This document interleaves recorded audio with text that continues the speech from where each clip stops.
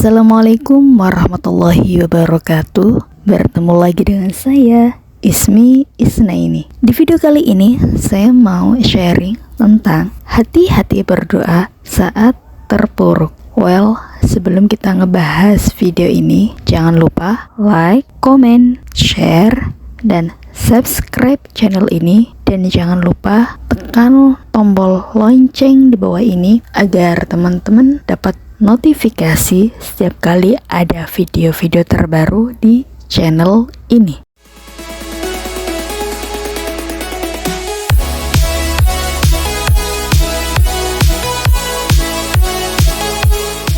Pernah nggak merasa sedih, kecewa, marah, sakit hati, dan berbagai perasaan negatif lainnya? Sudah sedih dengan takdir yang harus kita terima, terkadang lebih sedih dengan respon orang-orang sekitar kita. Alih-alih menghibur, mensupport, atau membantu, yang ada malah memberikan reaksi negatifnya. Seperti apa? Seperti malah syukurin, kayak alhamdulillah, akhirnya, atau ucapan seperti kapok gitu, dan sejenisnya.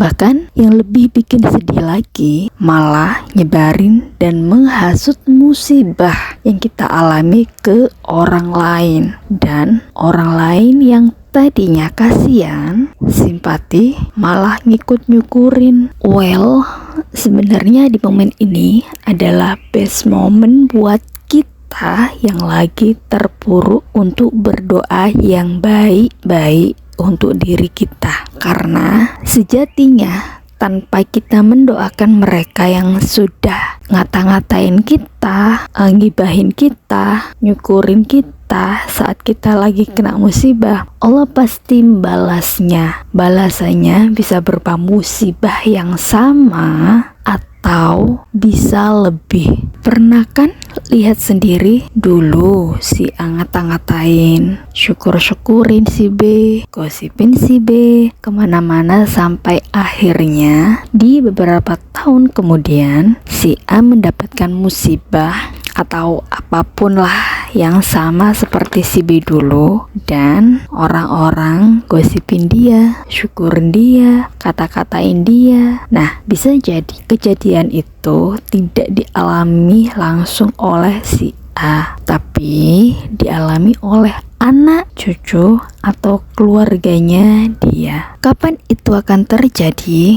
Kalau kita sebagai orang yang digosipin, digibahin, dinyinyirin, mendoakan dengan segala perasaan negatif kita saat itu, kejadian yang sama atau kesusahan yang berbeda, hanya sama-sama musibahnya lah ya, biasanya lebih cepat terjadi. Tapi kalau kebalikannya, maka karma itu akan dilimpahkan ke anak cucunya. Yang bikin sedih sih kalau yang ngatain itu orang terdekat kita, keluarga kita, bahkan keluarga inti kita. Sedih pastikan ya, orang yang harusnya menjadi garda terdepan kita malah nyinyirin dan gak support kita sama sekali.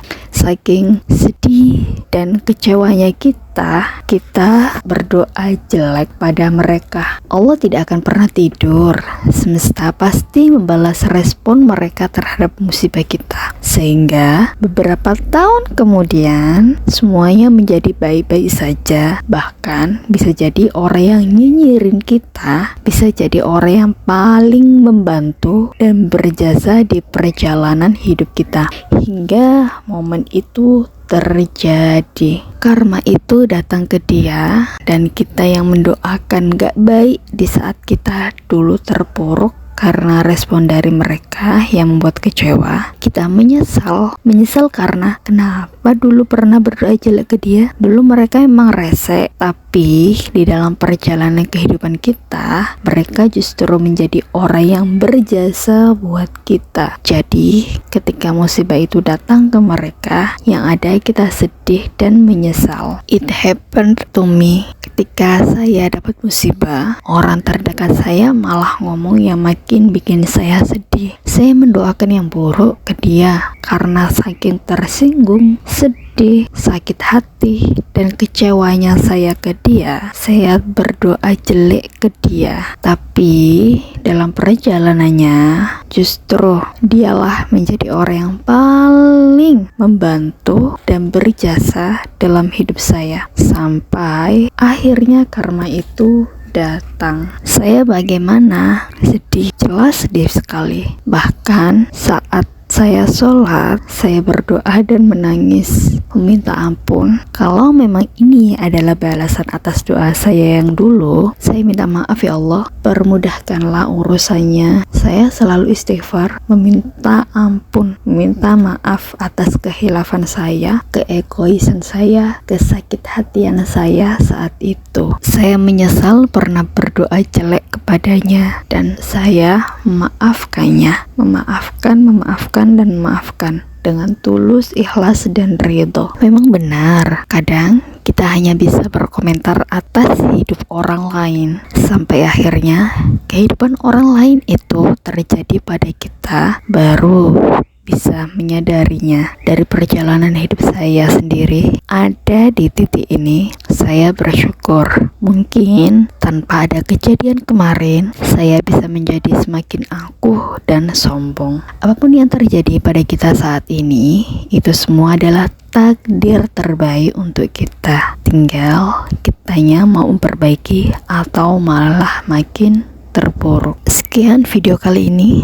Jangan lupa like, komen, share, dan subscribe channel ini. Dan jangan lupa tombol lonceng di bawah ini ditekan agar teman-teman dapat notifikasi setiap kali ada video-video terbaru di channel ini. Kita ketemu lagi di video selanjutnya. Terima kasih. Assalamualaikum warahmatullahi wabarakatuh.